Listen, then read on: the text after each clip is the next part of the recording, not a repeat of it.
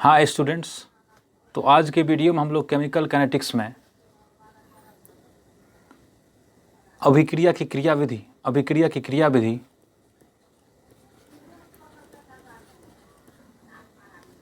Mechanism of A reaction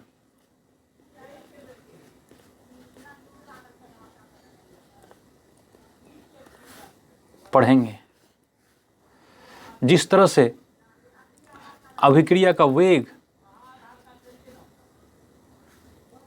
काफ़ी महत्वपूर्ण है रासायनिक बलगति के लिए, उसी प्रकार से अभिक्रिया की क्रियाविधि भी काफ़ी महत्वपूर्ण है, क्योंकि केमिस्ट्री में जो परिवर्तन होता है तो वो अभिक्रिया के द्वारा होता है, और अभिक्रिया को अच्छे से समझने के लिए अभिक्रिया की क्रियाविधि को अच्छे से समझना पड़ेगा। इसलिए हम लोगों के लिए ये काफ़ी महत्वपूर्ण हो जाता है। इसको हम परिभाषा देने से पहले एक उदाहरण के द्वारा इसे समझाने का प्रयास करते हैं। मान लीजिए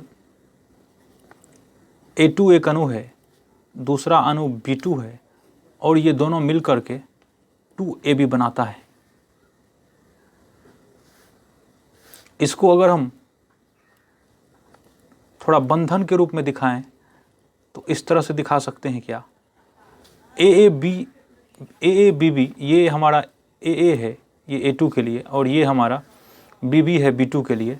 तो ये ऐसे करके ये हमको बना दिया है 2, या फिर ये कहिए कि इस तरह से AB, इस 2 को छोड़ दीजिए, अभी AB बना दिया है। तो यहाँ देखिए अभिक्रिया से पहले AA आपस में जुड़ा हुआ था, लेकिन और BB आपस में जुड़ा हुआ था, लेकिन बाद में जो है AB से जुड़ गया है। तो ये कैसे होता है, इसी प्रक्रिया को हम लोग क्रियाविधि कहते हैं। कैसे ये A बंधन टूट करके BB बंधन टूट करके A से B में बंधन बन गया, इसी को हम लोग रासायनिक क्रियाविधि केमिकल मैकेनिज्म कहते हैं, इसी को हम लोग क्रियाविधि कहते हैं। तो हम क्रियाविधि का परिभाषा दे रहे हैं। प्रारंभिक अभिक्रियाओं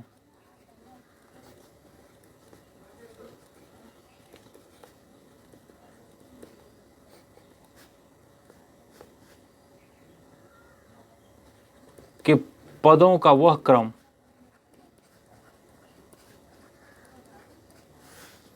जिसके द्वारा अभिकारक प्रतिफल में बदल जाता है।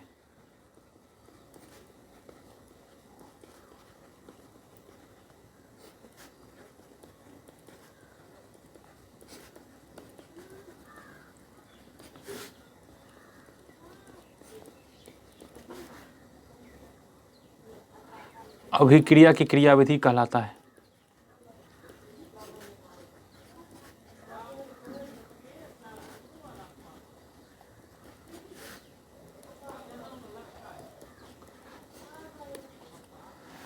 तो प्रारंभिक अभिक्रिया के पदों का क्रम है जिसके द्वारा अभिकारक प्रतिफल में बदल जाता है ना, अभिक्रिया की क्रियाविधि कहलाता है। पिछले उदाहरण में आप इसे देखिए कि ये A2 था, ये B2 था, और ये स्टेप में आकर के एक चरण ये हुआ, इसको प्रारंभिक अभिक्रिया होते हुए ये उत्पाद में बदल गया है ये, इसलिए हम इसको क्रियाविधि का अनुसरण करते हुए मानेंगे कि क्रियाविधि का पालन करते हुए इसने उत्पाद में बदल गया। अब यहाँ एक टर्म आया है प्रारंभिक अभिक्रिया, उससे पहले देख लेते हैं।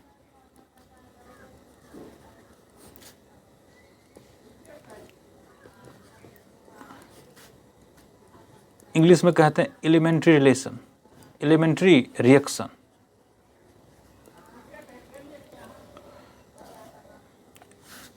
वैसी अभिक्रिया जो एक ही चरण में पूर्ण हो जाती है, वैसी अभिक्रिया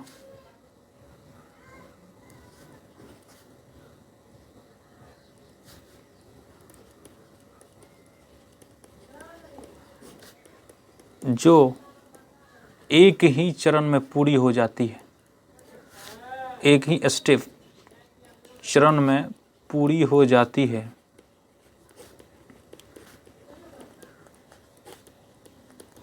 प्रारंभिक अभिक्रिया कहलाती है।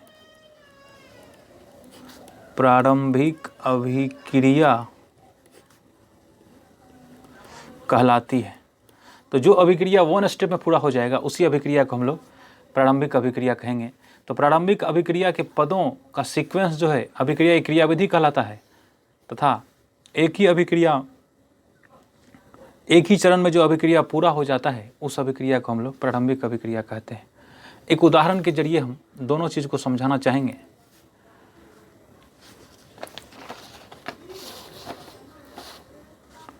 जैसे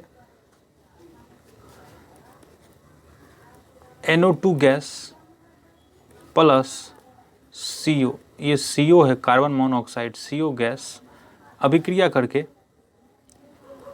NO gas plus CO2 gas बनाता है। यह एक अभिक्रिया है। इसकी हमको क्रियाविधि देखनी है तथा इसके लिए हमको प्रारंभिक अभिक्रिया देखनी है। तो प्रयोग से जो पता चलता है यह अभिक्रिया 2 चरण में होती है। पहले चरण में NO2 gas plus NO2 gas अभिक्रिया करके NO gas plus NO3 gas बनाती है। आप यहाँ ये पूछ सकते हैं कि ये 2NO2 कैसे आ गया। तो इस अभिक्रिया में दिखने के लिए एक NO2 दिख रहा है, बाकी यहाँ अरबों खरबों बहुत असंख्य संख्या में NO2 होते हैं। इसमें से हम 2 NO2 एक दूसरे से जुड़कर क्या करेगा, तो वो NO प्लस NO3 बनाएगा। ये है प्रथम पद, फर्स्ट स्टेप है, ये प्रथम चरण है। दूसरा चरण में NO3, ये जो बना है यहाँ NO3, ये प्लस CO जो गैस है, ये यहाँ जो CO है ये वाला, ये अभिक्रिया करके हमको NO2 gas plus CO2 gas बना देता है। ये दूसरा चरण है। तो हम देख रहे हैं कि यह अभिक्रिया जो ऊपर लिखा है यह 2 चरण में हो रही है। अगर दोनों को जोड़ देंगे तो ऊपर वाली अभिक्रिया मिल जाएगी। तो इसको कहते हैं प्रथम चरण, और ये हमारा प्रारंभिक अभिक्रिया है। एक ही चरण में ये पूरा हो गया है। ये द्वितीय चरण है, सेकेंड स्टेप है।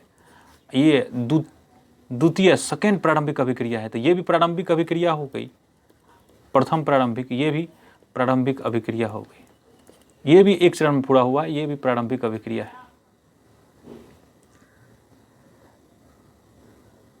तो ये कॉन्सेप्ट समझ में आ गया होगा। अब अगर दोनों अभिक्रिया को जोड़ देते हैं तो जोड़िए NO2 plus NO2, left side वाला एक साथ लिख देंगे, plus NO3 plus CO। Left side वाला चारों लिख चुके हैं। अब इसमें लिखना है NO plus NO3 plus NO2 plus CO2। दोनों साइड जो है उसको काट दीजिए, तो NO2 NOT, उसके बाद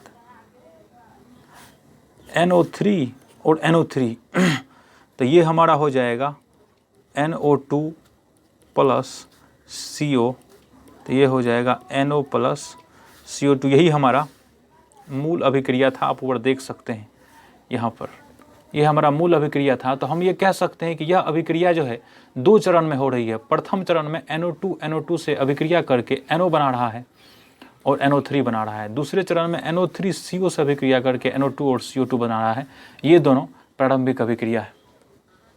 अब हम इसको थोड़ा चित्र से दिखाना चाहते हैं, तब आपको और क्लियर होगा। फर्स्ट स्टेप में जो था हमारा, प्रथम स्टेप में NO2 प्लस NO2 जुड़ करके, तो ये हमारा है NO2 प्लस NO2 जुड़ करके बना है NO प्लस NO3। ये फर्स्ट स्टेप है। और सेकेंड स्टेप में है NO3 प्लस CO, तो NO3 प्लस CO ये जुड़ करके बनाया है हमको NO2 प्लस CO2। अब हम देखेंगे, अब हम चित्र द्वारा इसको बनाएंगे, फिर इसको बनाएंगे, तब उसको अच्छे से समझेंगे। आपको और अच्छा से समझ में आ जाएगा ऐसा अगर कर देते हैं तो प्रथम चरण ये हमारा फर्स्ट स्टेप है। फर्स्ट स्टेप तो इसमें देखिए ये N है और ये O है और ये O है, ये NO2 का स्ट्रक्चर है। प्लस ठीक इसी प्रकार से ये हमारा प्रथम चरण, तो इसमें क्या होता है कि ये NO2 इससे टकराता है, ये एक दूसरे के नज़दीक आते हैं तो बन जाता है हमारा ये NO इस O से जुड़ जाता है, तो यहाँ हमारा हो जाता है NO प्लस N, ये O और ये O। देखिए ये बंधन इसका टूट गया और इससे जुड़ गया इस NO के साथ। ये प्रथम चरण में हो रहा है। द्वितीय चरण में क्या हो रहा है, ये जो हमारा बना है NO3, आप देख लीजिए, इससे भी देखिए कि ये NO3 जो बना है ये हमारा यहाँ ये NO3 है, तो यहाँ जो NO3 बना है N double bond O plus ये हमारा CO है। देखिए यहाँ CO है, इसमें CO, तो ये CO इससे अभिक्रिया करेगा तो ये दोनों एक दूसरे के नज़दीक आएगा, ये दोनों अणु, और इसमें इस O से ये C जुड़ जाएगा, तो ये हमारा यहाँ हो जाएगा N double bond O plus ये O double bond C double bond O, ये हमारा हो जाएगा CO2, ये हो जाएगा NO, यहाँ है हमको CO और यहाँ है NO3। ये सेकेंड में इसी तरह का था, सेकेंड अभिक्रिया में, सेकेंड एलिमेंट्री इलेक्शन दूसरी प्रारंभिक अभिक्रिया में इसी तरह से था, और पहले में इसी तरह से है NO तो NO2 प्लस फिर से NO2 तो NO2, ये प्रथम चरण में NO बना दिया, तो यहाँ NO है और ये NO2 है। तो इसमें हम क्या देख रहे हैं कि NO2 से दूसरा NO2 आके टकराता है और उससे एक ऑक्सीजन ले लेता है, तो यहाँ एक NO बन गया और ये NO3 बन गया।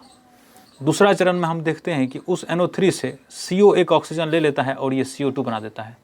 अगर हम इसको स्ट्रक्चर वाइज नहीं देखेंगे, अगर इस आणविक स्तर पर नहीं देखेंगे, तो हमको पता नहीं चलेगा कि कौन किससे परमाणु लिया और कौन किसको परमाणु दिया, कहाँ पर बंधन बना कहाँ पर टूटा, ये पता नहीं चलेगा। इसलिए हमको मैकेनिज्म से ही पता चल पाता है कि कहाँ पे कौन बंधन टूटा है और कौन बंधन जुटा है, कौन नया बना है और कौन टूटा है। अभिक्रिया की क्रियाविधि द्वारा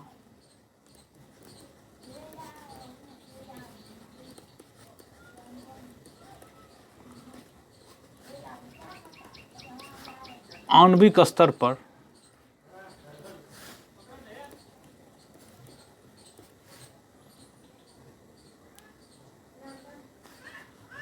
कौन कौन बंधन बन रहे हैं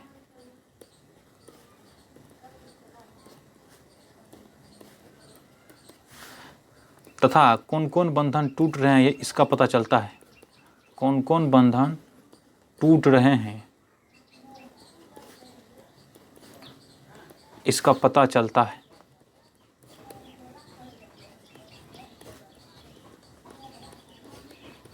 अभिक्रिया की स्टोइकियोमेट्री से ये पता नहीं चल पाता था, यहाँ इसको देखने के बाद ये पता नहीं लगता है कि कौन बंधन टूट रहा है कौन जुट रहा है, लेकिन अगर इसके मैकेनिज्म को देखते हैं तो हमको स्पष्ट पता लग जाता है कि कौन बंधन टूट रहा है और कौन बंधन जुट रहा है।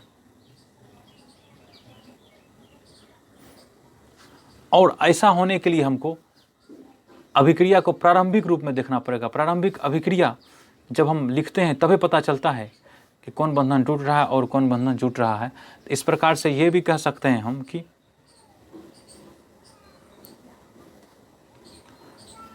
प्रारंभिक अभिक्रिया जो उपरोक्त अभिक्रिया के लिए दो हैं, आणविक स्तर पर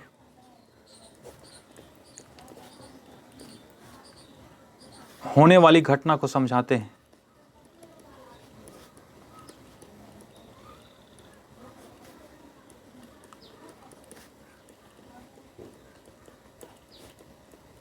जबकि संपूर्ण अभिक्रिया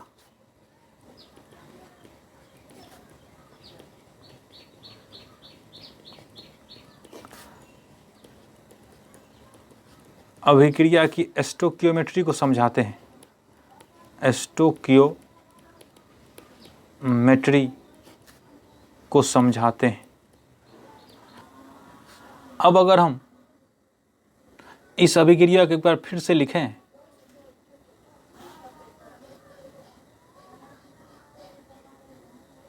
नहीं तो यहाँ देखिए, यहाँ पर कि प्रारंभिक अभिक्रियाओं को जोड़ देने पर हमको संपूर्ण अभिक्रिया मिल गया है। तो हम ये कह सकते हैं कि किसी अभिक्रिया की क्रियाविधि में, किसी अभिक्रिया के मैकेनिज्म में जितने भी प्रारंभिक पद हैं, प्रारंभिक अभिक्रिया है, उसको जोड़ देने पर हमको संपूर्ण अभिक्रिया मिलता है। तो ये भी एक पॉइंट बन जा रहा है, किसी अभिक्रिया के प्रारंभिक पदों को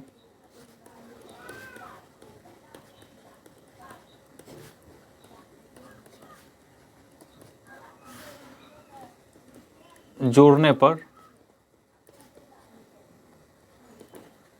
संपूर्ण अभिक्रिया प्राप्त होता है। संपूर्ण अभिक्रिया, इंग्लिश में इसको ओवरऑल रिएक्शन कहते हैं। ओवरऑल रिएक्शन प्राप्त होता है, क्योंकि संपूर्ण अभिक्रिया के चरण को ही हम लोग प्रारंभिक अभिक्रिया या प्रारंभिक पद में तोड़ देते हैं। इसलिए जब इसको जोड़ देंगे तो हमको संपूर्ण अभिक्रिया मिल जाएगा। अब अगर उस अभिक्रिया में देखें जो लिखे थे NO2 प्लस NO2, ये बना NO प्लस NO3, ये फर्स्ट स्टेप है। NO3 प्लस CO, ये हमारा बन गया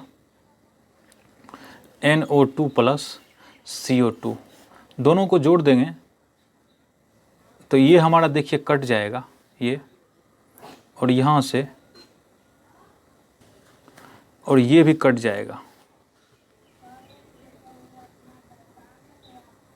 तो ये हो जाएगा NO2 प्लस CO, तो ये हो जाएगा NO प्लस CO2। लेकिन यहाँ अगर देखिएगा तो प्रथम चरण में NO3 बना है और वो दूसरे चरण में NO2 और CO2 में चेंज हो गया है। तो ऐसा पदार्थ जो अभिक्रिया के एक चरण में बनता है और दूसरे चरण में खत्म हो जाता है, उसको मध्यवर्ती कहते हैं। तो यहाँ NO3 मध्यवर्ती है। तो इसको थोड़ा परिभाषित कर देते हैं, मध्यवर्ती, इंग्लिश में इंटरमीडिएट कहते हैं।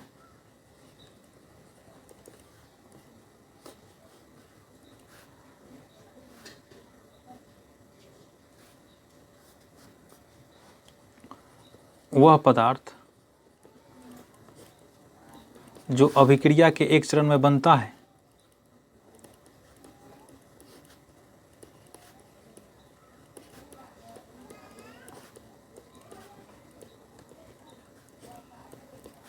तथा दूसरे चरण में खत्म हो जाता है,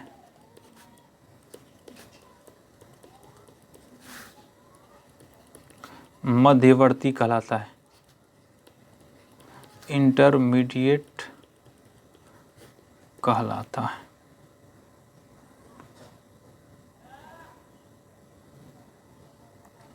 मध्यवर्ती संपूर्ण अभिक्रिया में नहीं रहता है। तो संपूर्ण अभिक्रिया में NO3 नहीं आया है, इसलिए हम ये कह सकते हैं कि मध्यवर्ती संपूर्ण अभिक्रिया में उपस्थित नहीं रहता है।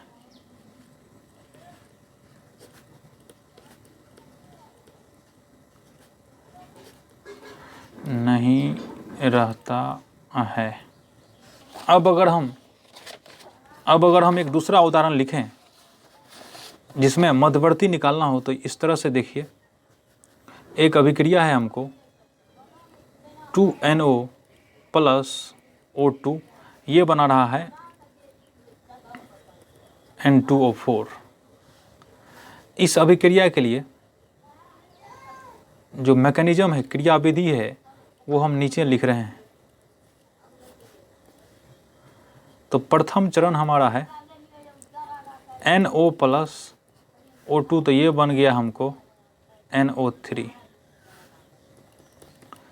दूसरा चरण में हमको NO3 प्लस NO है, तो ये हमारा बन गया N2O4। तो हमको इसमें मध्यवर्ती पहचानना है। तो देखिए अभिक्रिया के प्रथम चरण में NO3 बना है, लेकिन ये दूसरे चरण में NO3 खत्म होके N2O4 में चेंज हो गया है। तो ये हमारा इस अभिक्रिया के लिए, तो अभिक्रिया 2NO प्लस O2 N2O4 के लिए NO3 मध्यवर्ती है। अब पूरी तरह से समझ में आ गया होगा कि वैसा पदार्थ जो अभिक्रिया के एक चरण में बनता है लेकिन दूसरे चरण में खत्म हो जाता है वो मध्यवर्ती कहलाता है। अब हम लोग वेग निर्धारक चरण के बारे में बात करते हैं।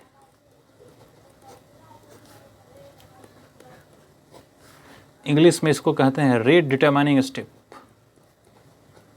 रेट डिटरमाइनिंग स्टेप वह चरण जिसके द्वारा संपूर्ण अभिक्रिया का वेग निर्धारित होता है। संपूर्ण अभिक्रिया का वेग निर्धारित होता है।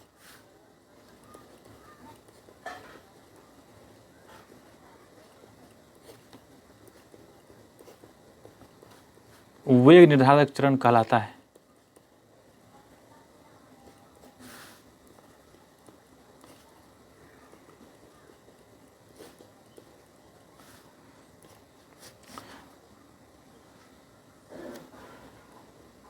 अब ये होता कौन है? तो अभिक्रिया के क्रियाविधि में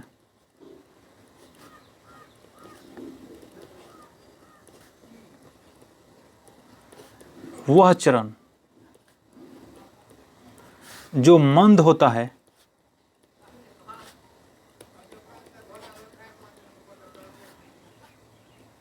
वह चरण वेग निर्धारक चरण कहलाता है। तो मंद चरण हमारा वेग निर्धारक चरण कहलाता है। अब हम एक एग्जाम्पल देंगे, उससे ये क्लियर हो जाएगा। एक अभिक्रिया है 2N2O और ये बनाता है 2N2 प्लस O2। इसकी क्रियाविधि है, अभिक्रिया क्रियाविधि में पहला चरण है, फर्स्ट स्टेप है N2O, ये मंद चरण है, ये बनाता है N2 प्लस O। दूसरा चरण है N2O प्लस O और ये बनाता है N2 प्लस O2, ये तीव्र चरण है। तो ये फास्ट है और ये स्लो है। तो यही हमारा स्लो वाला चरण जो है ये हमारा वेग निर्धारक चरण होगा, रेट डिटरमाइनिंग स्टेप होगा, ये हमारा वेग निर्धारक चरण होगा। तो ओवरऑल रिएक्शन लिखेंगे तो इसके लिए हो जाएगा N2 और N2, ये हो जाएगा 2N2O प्लस O। इधर लिखिए ये N2 और N2, 2N2 plus O plus O2, तो ये O कैंसिल हो जाएगा, तो यहाँ हो जाएगा 2N2O, ये हो जाएगा 2N2 प्लस O2। ये हमारा ओवरऑल रिएक्शन ये आ गया और वेग निर्धारक चरण इसका आ गया। वेग निर्धारक चरण हो गया पहला N2O, ये हमारा मंद वाला होता है, तो ये हो गया N2 प्लस O, ये हमारा वेग निर्धारक चरण हो गया। और एक बात और याद रखना है क्या, चूंकि मंद चरण ही अभिक्रिया के वेग निर्धारित करता है,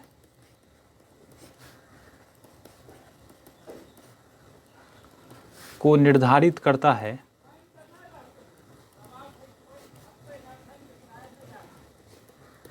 इसीलिए उपरोक्त अभिक्रिया के लिए, ऊपर में जो अभिक्रिया लिखा है उपरोक्त अभिक्रिया के लिए प्रथम चरण वेग निर्धारक चरण है। वेग निर्धारक चरण है।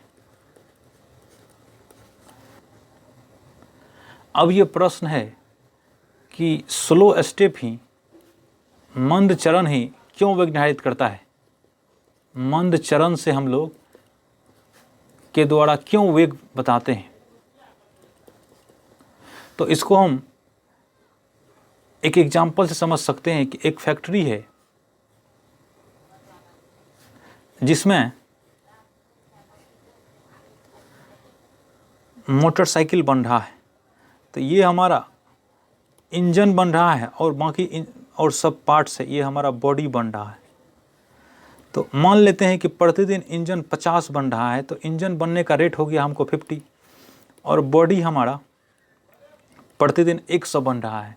तो अगर हम पूछेंगे कितना मोटरसाइकिल बन रहा है प्रतिदिन, मोटरसाइकिल बनने का रेट क्या है, तो मोटरसाइकिल तो तब बनेगा जब इंजन भी होगा और बॉडी भी होगा।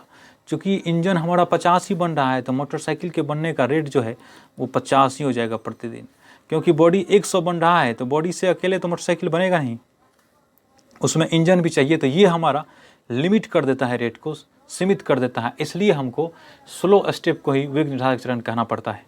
तो स्लो स्टेप ही वेग निर्धारक चरण होता है और वेग निर्धारक चरण के द्वारा ही साथ वेग निर्धारक चरण द्वारा हमको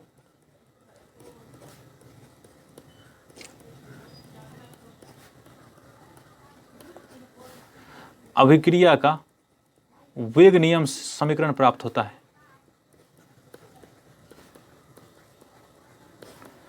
तो अगर हमको मंद चरण पता चल गया तो हम अभिक्रिया का वेग नियम समीकरण भी लिख सकते हैं। जैसे इस उदाहरण में देखते हैं कि हमारा मंद चरण है N2O N2 + O। तो अभिक्रिया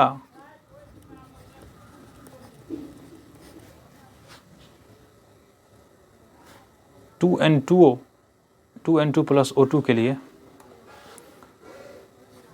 2N2O 2N2 + O2 के लिए वेग निर्धारक चरण है हमारा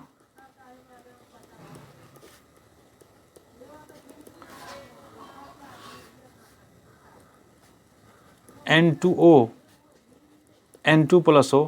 तो इसके लिए जो रेट लिखेंगे तो रेट लिखेंगे K और N2O का पावर 1। यहाँ कोफिशिएंट 1 है इसलिए 1 ही लिखेंगे, ये होगा हमारा।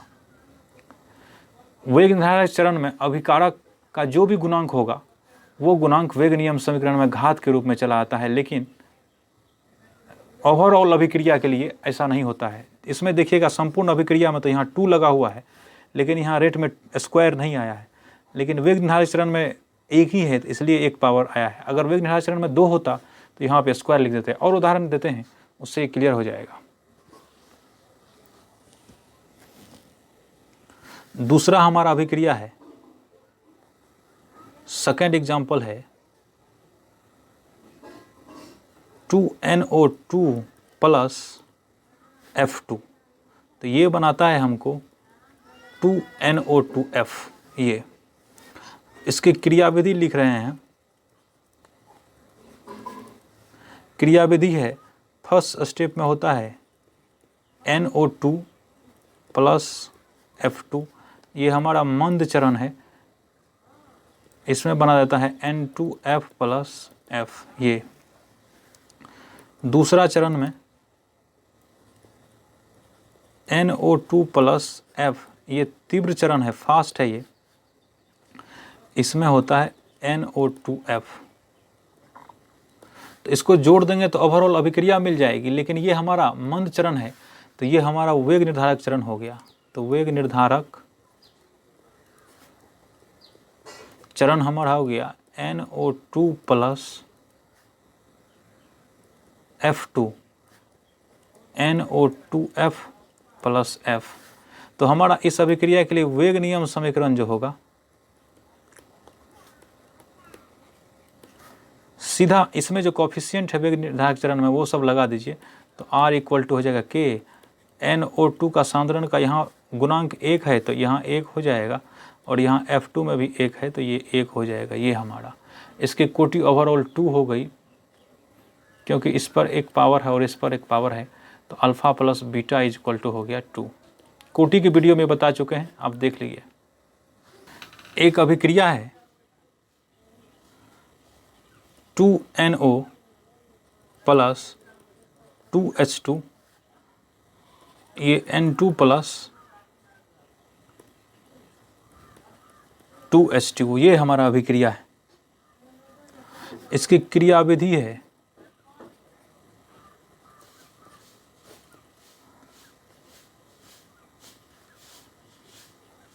NO, फर्स्ट चरण रिवर्सिबल है, उत्क्रमणीय है, दोनों दिशा में होती है, तो ये होता है N2O2, ये तीव्र है। सेकेंड चरण है N2O2 प्लस H2, तो ये हो गया N2O प्लस H2O। तीसरा चरण जो है N2O प्लस H2, ये हमारा है N2 प्लस H2O। ये स्लो है, मंद है, और ये भी तीव्र है। तो 3 चरण में है हमको, ये फर्स्ट चरण है, ये सेकेंड चरण है, ये थर्ड चरण है। तो सेकेंड चरण हमारा मंद चरण है, इसलिए हमारा ये वेग निर्धारक चरण होगा, और वेग निर्धारक चरण हो जाएगा, और वेग नियम समीकरण हो जाएगा R बराबर K N2O2 का पावर 1 इंटू H2 का साधारण का पावर 1। ये हमारा वेग निर्धारक चरण हो जाएगा। अभिक्रिया की आणविकता, या इसी को अनुक्ता भी कहते हैं। मोलिकुलरिटी ऑफ ए रिएक्शन,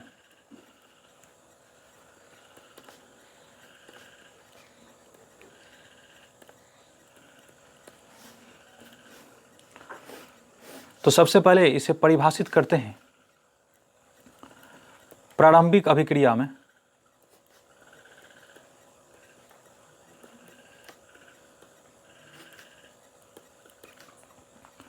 भाग लेने वाले अभिकारकों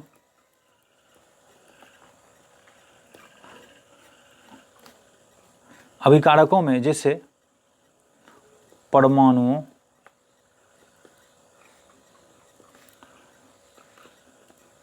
अणुओं या आयनों। अभिकारक में 3 चीज हो सकता है, परमाणु हो सकता है, अणु हो सकता है, या आयन हो सकता है। भाग लेने वाले अभिकारकों की संख्या अभिक्रिया की अनुक्ता कहलाती है।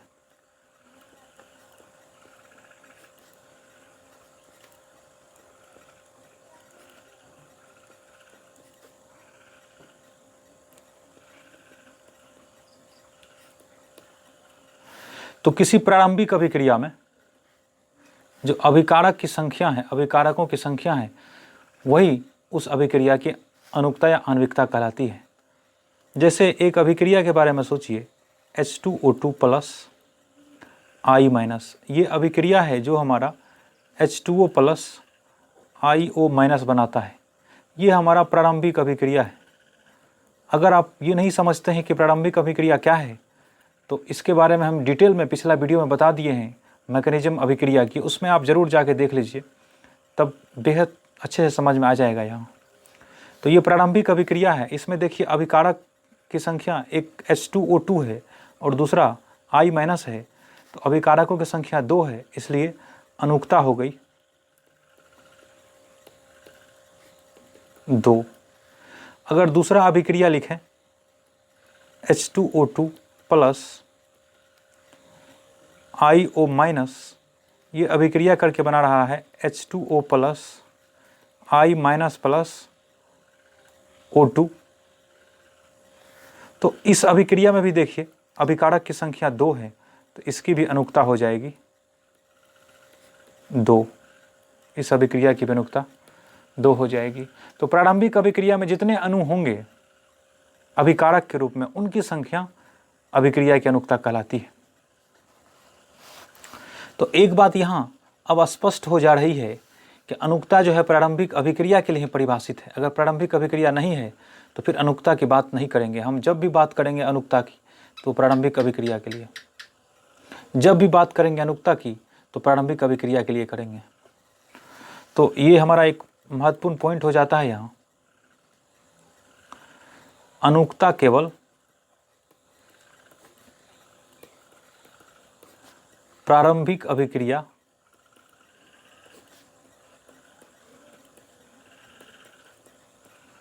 एलिमेंट्री रिएक्शन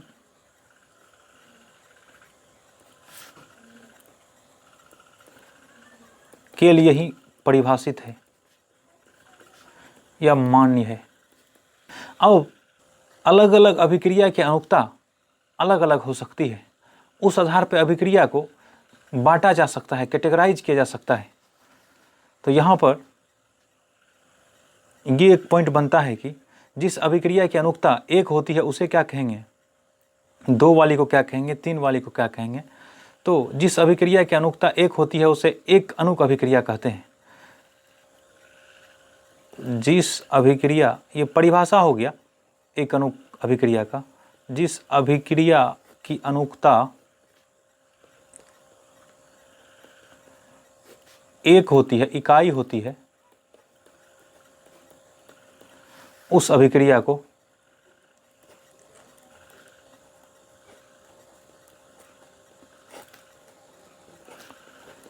एक अनुक अभिक्रिया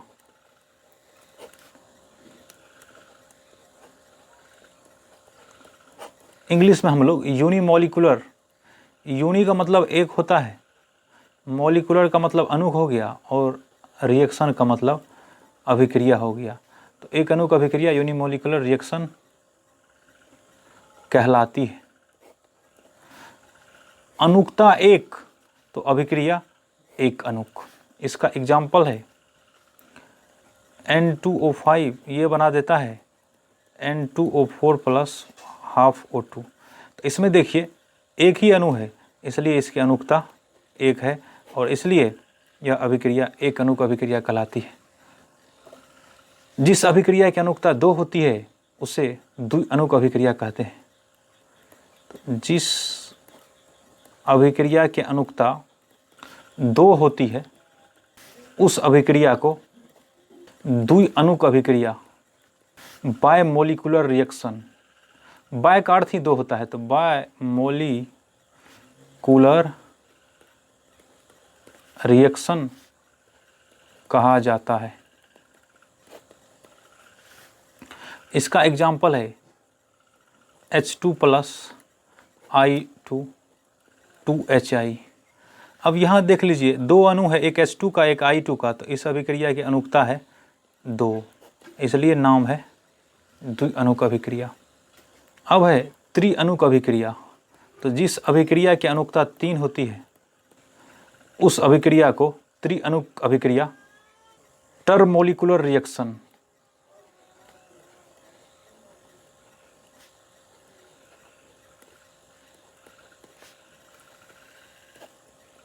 कहा जाता है।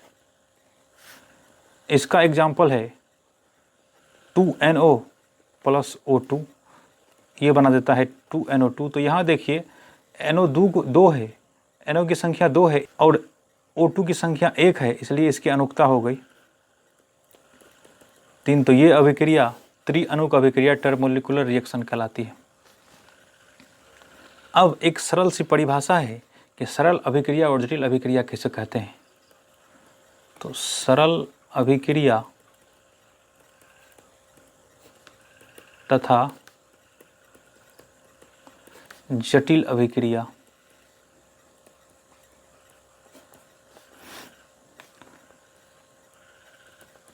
Simple reaction and complex reaction. Complex का अर्थ जटिल होता है,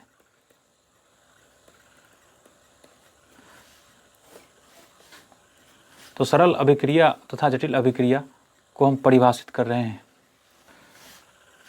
ये पिछली वीडियो में बता चुके हैं कि प्रारंभिक अभिक्रिया को सरल अभिक्रिया कहते हैं। तो प्रारंभिक अभिक्रिया सरल अभिक्रिया कहलाता है। और प्रारंभिक अभिक्रिया का परिभाषा दिए हैं, ऐसी अभिक्रिया जो एक ही चरण में पूरी हो जाती है। तो ऐसी अभिक्रिया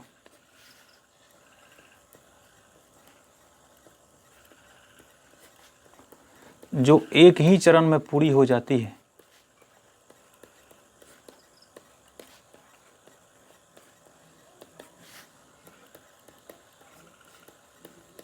सरल अभिक्रिया कहलाती है।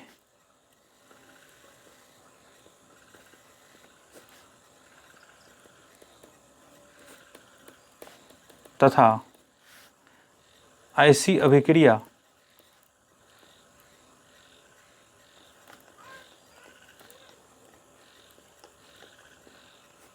जो एक से अधिक चरण में पूरी होती है, एक से अधिक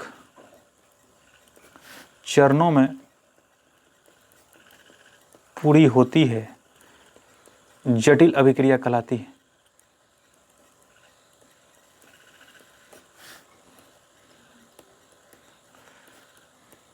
तो स्पष्ट है कि एक ही चरण में होगा तो वो अभिक्रिया हमारा सरल अभिक्रिया कहलाएगा, और जो एक से अधिक चरण में होगा वो हमारा जटिल अभिक्रिया कहलाएगा। पिछले वीडियो में 3, 4, 5 उदाहरण दे चुके हैं, आप वहाँ जाके देखिए, बिल्कुल आसानी से समझ में आ जाएगा कि सरल अभिक्रिया क्या है, जटिल अभिक्रिया क्या है। सरल अभिक्रिया को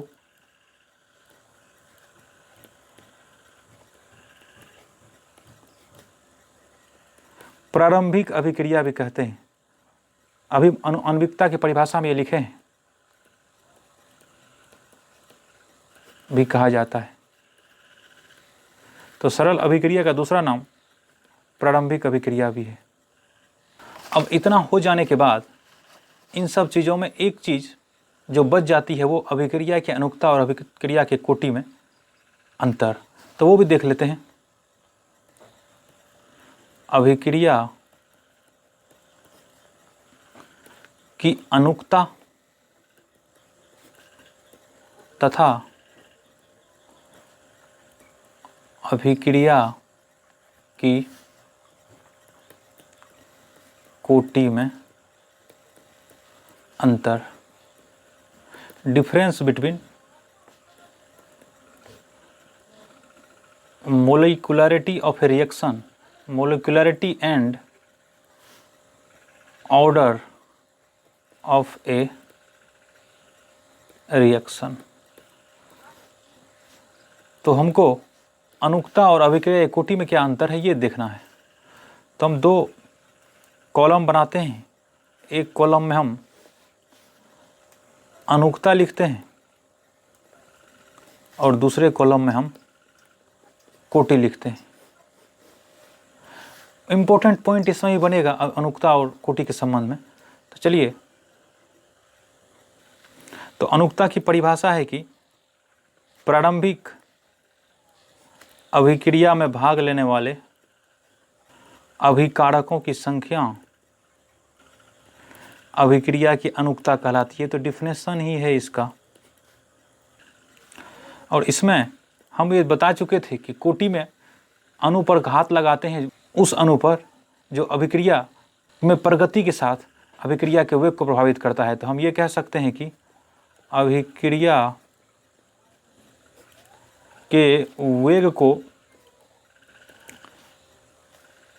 प्रभावित करने वाले अणुओं की संख्या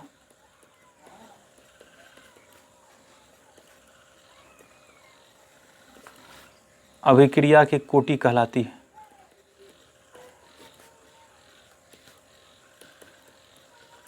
तो पहला अंतर तो परिभाषा में ही हो जाता है। अब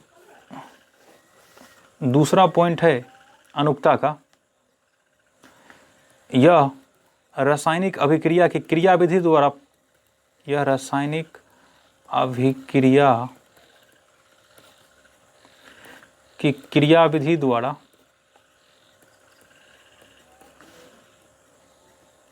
निर्धारित किया जाता है।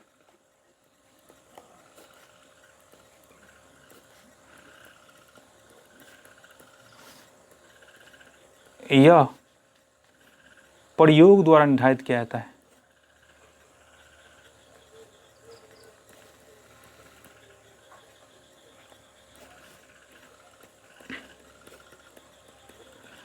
तो कोटि को हम रासायनिक अभिक्रिया के क्रियाविधि द्वारा या रासायनिक अभिक्रिया को देख कर निर्धारित नहीं कर सकते, बल्कि यह सिर्फ प्रयोग द्वारा होता है।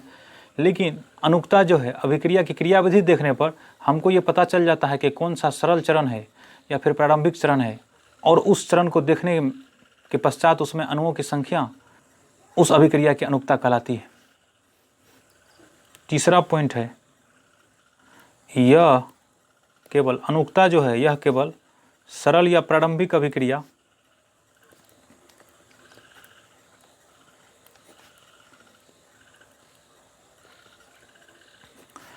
के लिए ही लागू होती है।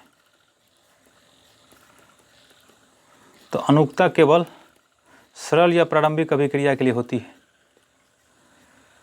लेकिन कोटि सरल एवं जटिल दोनों अभिक्रिया के लिए होती है। तो यह सरल एवं जटिल दोनों अभिक्रियाओं के लिए होती है, अभिक्रियाओं के लिए लागू होती है।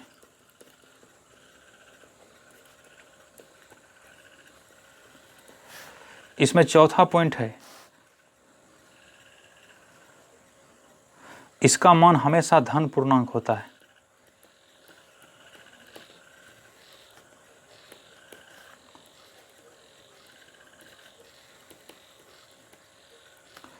जो 3 से अधिक नहीं होगा।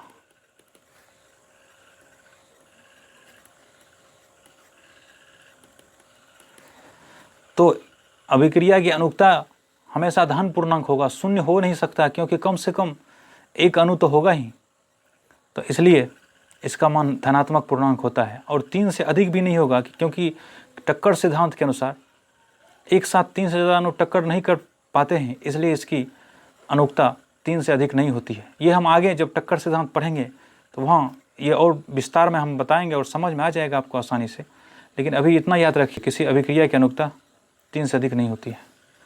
अब इसमें चौथा पॉइंट है, ये तो बता चुके हैं कि इसका मान धनात्मक, ऋणात्मक या शून्य कुछ भी हो सकता है। इसका मान धनात्मक, ऋणात्मक, शून्य या भिन्न, ये भिन्न भी हो सकता है, कुछ भी हो सकता है।